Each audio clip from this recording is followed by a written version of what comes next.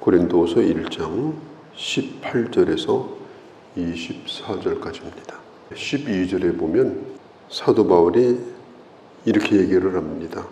나는 내 양심이 이걸 지금 증거하고 있고, 그리고 내가 매우 자랑스럽게 생각하고 있는 것이 있는데, 내가 성도를 대할 때 하나님의 그 순전한 마음, 또 진실한 마음으로 내가 행하였고, 사람의 지혜로 하지 아니하고 오직 하나님의 은혜로 하게 된 것이다.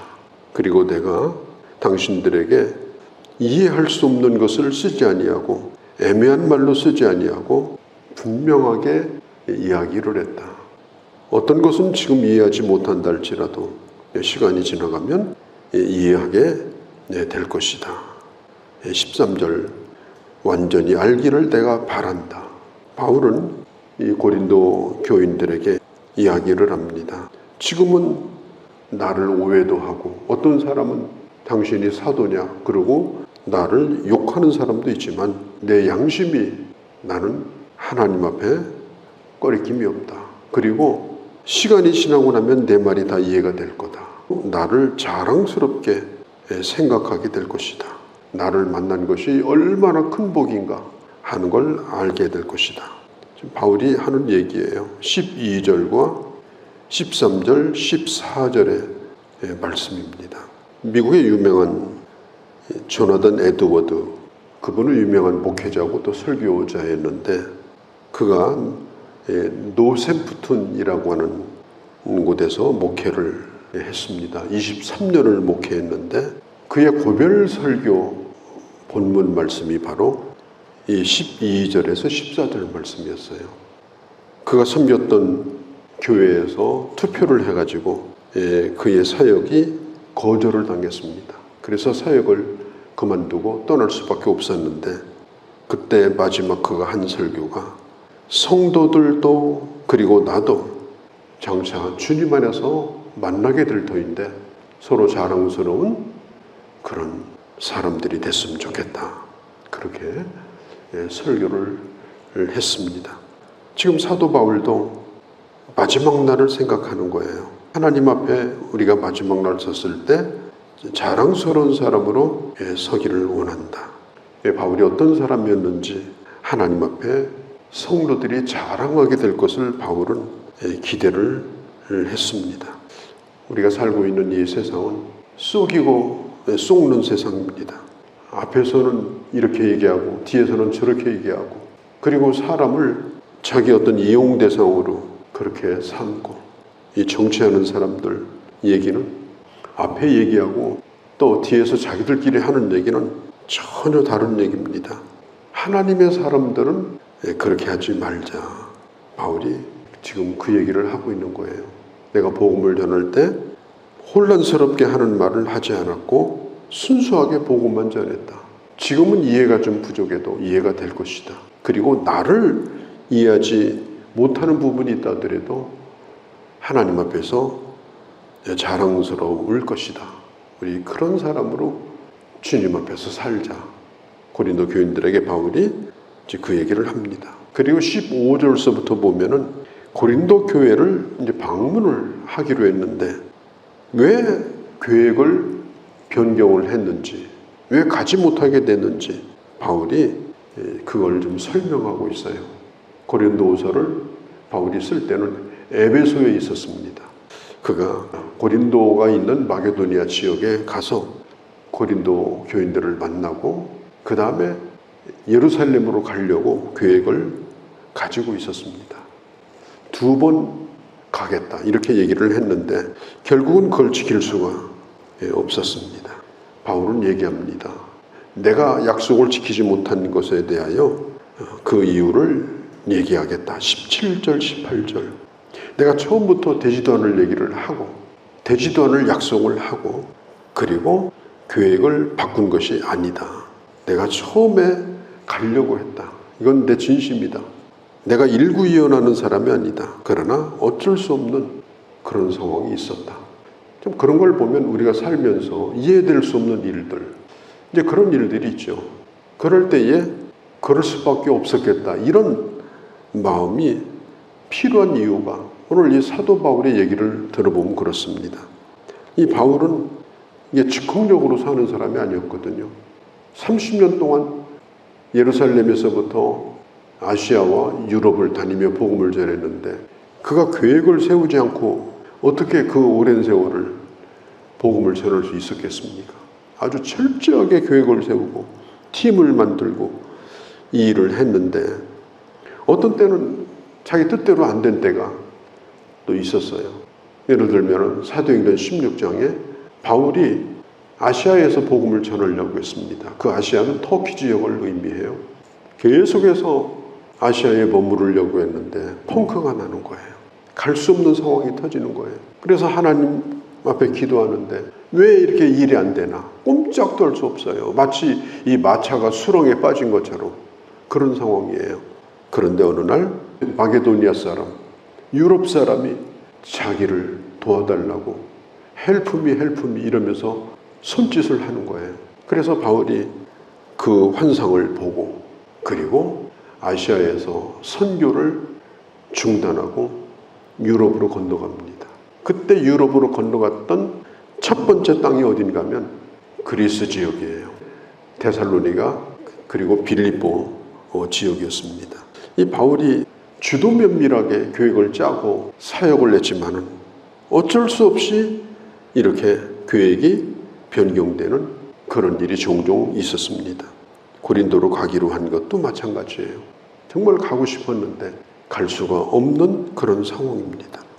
그 일을 가지고 바울이 결정을 했는데 결정한 일을 가지고 또 기도하고 또 기도해보고 또 생각해보고 왜냐하면 이것은 사람을 만나는 일이기 때문에 세상에서 가장 힘든 것이 사람 만나는 일이잖아요. 사람 만나서 어떤 일을 해내고 무슨 계약을 하고 어떤 일을 상의를 하고 어떤 일을 같이 하고 이게 전부 어려운 일이에요. 바울이 하나님 앞에 기도하고 또 기도하는데 그가 마음에 결정한 것이 지금은 때가 아니다. 간다고 했지만은 지금은 가면 안 되겠다. 가기 싫어서가 아니라 앞으로도 좋은 관계를 유지하려고 하면 지금 가면 안 된다. 지금의 감정, 지금의 생각, 지금의 상황을 그대로 가지고 가면 부딪힐 수밖에 없다. 그래서 바울은 그 뜻을 접기로 합니다. 사도 바울은 이런 얘기를 스스로가 했죠. 나는 날마다 죽노라. 날마다 죽는다고 하는 말은 내가 주님을 위해서 목숨 걸고 산다 그런 뜻도 있지만은 내가 철저하게 계획을 세운 일이라 할지라도 하나님의 뜻이 아니면 언제든지 아멘하고 언제든지 그 계획을 접고 없는 걸로 하고 내가 손해를 본다 하더라도 내가 욕을 먹는다 하더라도 그는 그런 자세를 가지고 살았습니다. 그래서 날마다 자기 뜻을 죽이고 하나님의 뜻을 따랐던 거예요. 바울이 예수님을 19절에 보면 예를 들어서 얘기하죠. 예수님은 언제나 아멘이었다. 기적을 베풀려면 기적을 베풀고 병자를 고치라면 병자를 고치고 죽은 자를 살리라면 죽은 자를 살리고 그리고 나중에는 겟세마네 동산에서 아버지여 이 잔이 내게서 지나가게 해달라고 그렇게 예수님의 뜻을 하나님 앞에 얘기했지만 그러나 내 뜻대로 마옵시고 아버지 뜻대로 하기를 원합니다. 그리고 일어나서 주님은 그 죽음의 잔을 마신 거예요. 예수님의 뜻도 있을 겁니다. 육신적인 그런 연약함을 가지고 있기 때문에 그러나 예수님은 그 뜻을 다 뒤로 미루고 하나님의 뜻을 앞세우고 그 뜻에 언제든지 아멘을 했기 때문에 예수님은 십자가를 지실 수 있었던 것입니다. 하나님의 약속은 언제든지 예수 그리스도 안에서 예가 되느니라. 지금은 안 되는 것 같고 지금 실패하는 것 같고 지금은 일이 다 어그러져서 막히는 것 같지만은 그러나 그럴지라도 아멘하면 모든 것이 합력해서 선을 이루게 된다. 모든 것은 반드시 하나님 뜻대로 아름답게 되어진다. 그걸 지금 얘기하고 있는 거예요. 우리가 어떤 일을 할 때 하나님 앞에 기도하고 계획을 세우고 또 일을 해야 됩니다. 그런데 때로는 변경될 수도 있습니다. 사람에 대해서도 마찬가지입니다. 그럴 때 나는 죽어도 그 사람을 만나리라. 나는 끝장을 봐야 되리라. 이렇게 하면 안 됩니다. 그러면 모든 것이 다 깨져버립니다. 바울이 고린도 교인들을 얼마나 보고 싶어 했는지 모릅니다. 그런데 지금 가게 되면 결국은 다투게 될 거다. 지금 가게 되면 서로 좋지 않은 이야기가 나오게 될 것이다. 내가 어떤 얘기를 해도 그들이 듣지 않을 거다. 그래서 시간이 필요했고 세번역에 보면 그리스도 안에서 튼튼히 서게 하시고, 우리말로 번역하면 굳건하게 한다, 이 말은 세운다는 말이에요. 영어 성경에 보면 raise up 이렇게 번역을 했습니다. 세운다. 사도 바울이 고린도 후서를 쓴 이유가 뭐냐? 교인들을 세우기 위해서였습니다. 하나님은 굳건하게 세우시는 하나님이십니다. 우리가 약해져 있을 때, 절망 가운데 있을 때, 본의 아니게 쓰러져 있을 때 그대로 내버리고 거기서 그냥 썩어버리도록 하지 아니하고 다시 일으켜 세우시는 하나님이시다. 저는 어렸을 때 부모님 농사일을 쫓아다니면서 도왔습니다. 근데 농사를 지을 때 아주 중요한 원리가 있어요. 그것이 뭐냐면 이제 이때쯤 되면 비가 많이 오고, 그리고 한 8월달 9월달 되면 태풍이 많이 옵니다. 그러면 농작물이 다 쓰러져요. 비가 많이 온 데다가 쓰러지면 그 농작물이 물에 잠겨버려요. 그래서 식구들이 전부 나가가지고 그 벼를 갖다가 다 세웁니다. 세워가지고 그 벽끼리 다 묶어놔요. 농사를 짓는데 아주 중요한 게 뭐냐면 세우는 일이에요. 쓰러진 채 놔두면 먹지를 못합니다. 과일나무도 마찬가지예요. 가지가 땅에 닿는 순간 그 과일은 먹을 수가 없습니다. 그것을 세우는 겁니다. 우리가 사람도 마찬가지예요. 우리가 연약한 사람들, 부족한 사람들, 힘들어서 자기 스스로 일어나지 못하고 누워있는 사람들, 이런 사람들을 가서 내가 주관하려고 하면 안 되는 거예요. 네가 알아서 일어나라 하고 큰 소리 치든지, 넌 믿음이 그것밖에 안 되느냐 이렇게 하든지, 손가락질하면서 지시한다든지 그렇게 하지 말라는 거예요. 그건 가서 내가 세워줘야 될 사람이다. 연약한 이 벼 포기가 있으면 성한 데다 묶어줘요.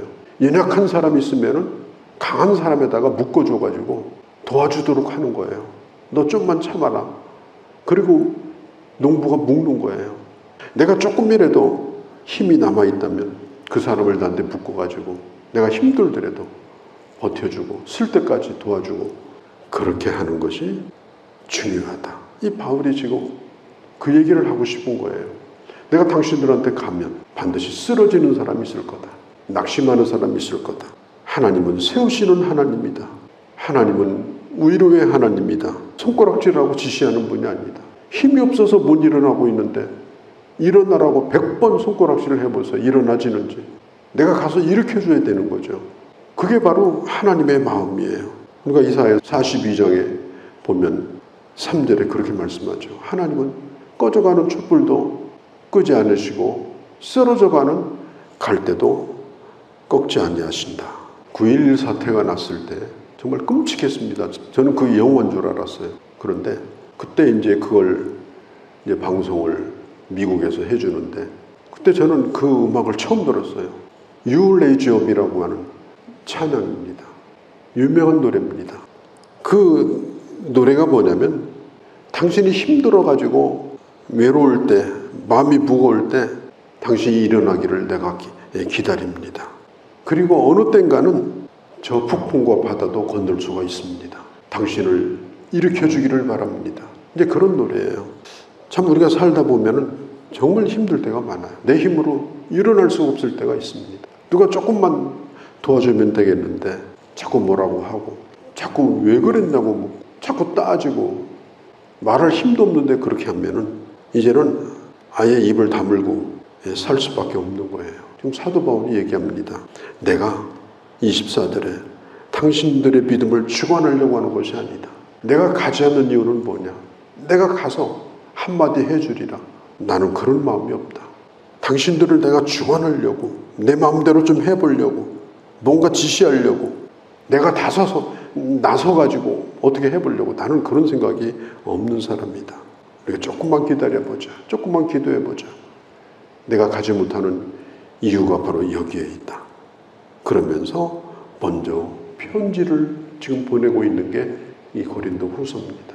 제가 충분히 얘기를 못했습니다만은 하나님의 마음은 어떤 마음인가? 또 우리가 하나님의 일을 할 때, 사역을 할 때 내가 당장 끝내주리라. 그거보다는 주관하지 아니하고 기다리고 세워줌으로 그가 스스로 할 수 있도록 그렇게 하는 것, 그런 마음을 품는 것이 바로 오늘 우리가 해야 될 일이다. 목회자의 마음이기도 하고 또 사역자들의 사역의 마음이 이루어야 된다 하는 생각을 다시 한번 해보게 됩니다.